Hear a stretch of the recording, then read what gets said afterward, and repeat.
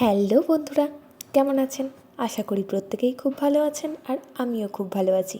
তাই গুপ্তাস গ্যালারি থেকে আবার নতুন একটা ভিডিও নিয়ে আমি চলে এসেছি আপনাদের কাছে। তাই পুরো ভিডিওটা লাস্ট অবধি দেখুন, আশা করি আপনাদের খুব ভালো লাগবে। আজ আমি বাঁধাকপির ভর্তা বানাবো। প্রত্যেক দিন একঘেয়ে বাঁধাকপির তরকারি থেকে একটু ব্যতিক্রম আমরা সকলেই চাই। তো আমি প্রথমবারই বানাচ্ছি বাঁধাকপির ভর্তা। এর আগে আমি আমার অফিসের এক কালিগের কাছে খেয়েছিলাম এই রেসিপিটি, তবে ইউটিউবে বা ফেসবুকে বিভিন্নভাবে আমি দেখেছি। তো আমি এখন ফার্স্ট টাইম নিজে একবার ট্রাই করছি। তো বাঁধাকপির ভর্তা বানানোর জন্য প্রথমেই আমি বাঁধাকপিটা একটু বড় বড় করে কুচিয়ে নিয়েছি। এবার একটা সসপ্যানে নিয়ে এটাকে আমি সেদ্ধ করতে দিয়ে দেব। তো বাঁধাকপিটা বেশ অনেকটা বড়। প্রথমে আমি ভাবলাম হয়তো সসপ্যানে কুলিয়ে যাবে, কিন্তু সসপ্যানে দেওয়ার পর দেখছি অনেকটা পরিমাণ হয়ে যাচ্ছে। তো এবার সসপ্যানে তবুও আমি বসিয়ে দিয়েছি, কিন্তু দেখছি এতে করতে ভীষণ অসুবিধা হবে, তাই এটা আমি ট্রান্সফার করে কড়াইয়েতে নিয়ে নিয়েছি। এরপর জল দিয়ে আর নুন দিয়ে বাঁধাকপিটাকে সেদ্ধ হতে দিয়ে দিয়েছি বেশ কিছুক্ষণের জন্য। এখন এটাকে আমি ঢাকা দিয়ে বেশ কিছুক্ষণ ভালো করে সেদ্ধ করে নেব। এবার কিছুক্ষণ পরে ঢাকা খুলে দেখছি এটা প্রায় সেদ্ধ হয়েই গেছে। এরপর আমি এর মধ্যে দুটো টমেটো সেদ্ধ করতে দিয়েছি। এটা যদিও আর কিছুক্ষণ আগে দিলে আরও ভালো হতো, কিন্তু আমি দিতে ভুলে গিয়েছিলাম। যাই হোক, তো এবার টমেটোটাকেও সেদ্ধ করে নেব। তো ওদিকে আমার বাঁধাকপি আর টমেটো সেদ্ধ হয়ে গেছে, আর এদিকে গ্যাসের মধ্যে কড়াই বসিয়ে আমি তাতে বেশ কিছুটা পরিমাণ সর্ষের তেল দিয়েছি। এবার সর্ষের তেলটা একটু গরম হওয়ার সাথে সাথে এর মধ্যে জিরে, শুকনো লঙ্কা, কাঁচা লঙ্কা আর দিয়ে দিয়েছি কিছুটা রসুন। ঝালটা আপনারা আপনাদের স্বাদ অনুযায়ী দেবেন। এবার সবগুলোকে দিয়ে একটু ভালো করে আমি নাড়াচাড়া করে নিচ্ছি। এবার এর মধ্যে দিয়ে দিচ্ছি বেশ কিছুটা পরিমাণ পেঁয়াজ কুচি। এবার সবগুলোকে দিয়ে আমি হালকা করে এটা ভেজে নিচ্ছি, খুব বেশি ভাজার এটা প্রয়োজন নেই। এরপরে আমি মিক্সিং জারের মধ্যে টমেটোর ওপরের ছালটা ছাড়িয়ে আমি দিয়ে দিয়েছি। এরপর দিয়ে দিচ্ছি ওই সেদ্ধ করে রাখা বাঁধাকপিগুলো। তো প্রথমেই বাঁধাকপি আর টমেটোটাকে একটা পেস্ট বানিয়ে নিয়েছি। এরপরে ওই ভেজে রাখা পেঁয়াজ লঙ্কাটাও এর মধ্যে দিয়ে দিয়েছি।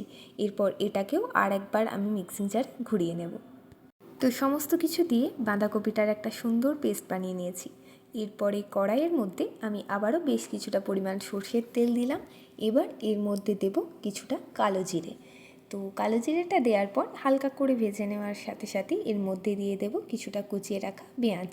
এবার এটাকে একটু হালকা নাড়াচাড়া করে নেওয়ার পরে আমি ওই যে পেস্টটা বানিয়ে রেখেছি সেটা এর মধ্যে দিয়ে দেব। পেঁয়াজটাকে তবে খুব বেশি ভাজার প্রয়োজন নেই, হালকা করে একটু নাড়াচাড়া করলেই হবে।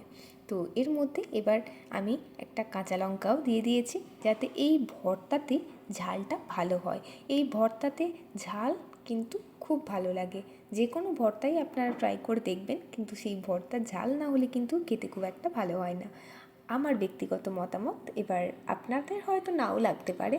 তো যাই হোক, এরপরে আমি ওই যে পেস্টটার মধ্যে দিয়ে দিয়েছি, তার সাথে কিছুটা লবণ, কিছুটা হলুদ গুঁড়োও আমি দিয়ে দিলাম। এরপর ভালো করে এটাকে নাড়াচাড়া করছি। ভর্তাটিকে কিন্তু খুব ভালো করে কন্টিনিউ নাড়াচাড়া করে যেতে হবে, নাহলে তলায় লেগে যেতে পারে। একটুখানি রেস্টে ছেড়ে দিলেই কিন্তু তলায় লেগে যাবে। আর এই ভর্তার মধ্যে বাঁধাকপির যে জলের পরিমাণটা থাকে সেটা একেবারে শুকনো শুকনো হয়ে না যাওয়া অবধি এটা কিন্তু কমপ্লিট হবে না। তো দেখতেই পাচ্ছেন আমার এখনও কিন্তু ভর্তাটা পুরোপুরি হয়নি, তাই আমি কন্টিনিউ এটা নাড়াচাড়া করে যাচ্ছি। কিন্তু আগের থেকে এটা অনেকটা শুকনো শুকনো হয়ে এসছে।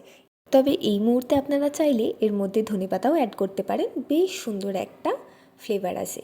কিন্তু আপনারা চাইলে এর আগে এটা যখন মিক্সিং জারে পেস্ট করছেন তখনও ধনেপাতা দিতে পারেন, কিন্তু আমার বাড়িতে ধনেপাতা ছিল না, যে কারণে ওটা আমি স্কিপ করে গেছি। তো আমার ভর্তা তো একদম রেডি। আর যদি আপনাদের আমার আজকের রেসিপিটি ভালো লেগে থাকে অবশ্যই একটা লাইক কমেন্ট করবেন, আর অবশ্যই আপনারা বাড়িতে বানিয়ে আমাকে কমেন্টে জানাবেন যে কেমন হয়েছে। হয়তো এর আগে আপনারা অনেকবার বানিয়েছেন, তবু আমি একবার বানালাম, সেটাও আপনাদের সাথে শেয়ার করলাম। তো আজকের মতো আমি আমার ভিডিওটা এখানেই শেষ করছি। যদি আপনাদের আমার আজকের ভিডিওটি ভালো লেগে থাকে তাহলে আমার গুপ্তাস গ্যালারি চ্যানেলটিকে সাবস্ক্রাইব করে দেবেন, আর আমার ফেসবুক পেজ গুপ্তাস গ্যালারিকে ফলো করতে একদম ভুলবেন না। সকলে ভালো থাকবেন, সুস্থ থাকবেন। আপনাদের সাথে দেখা হবে পরের নতুন একটা ভিডিওতে। তো আজকের মতো টাটা, বাই বাই।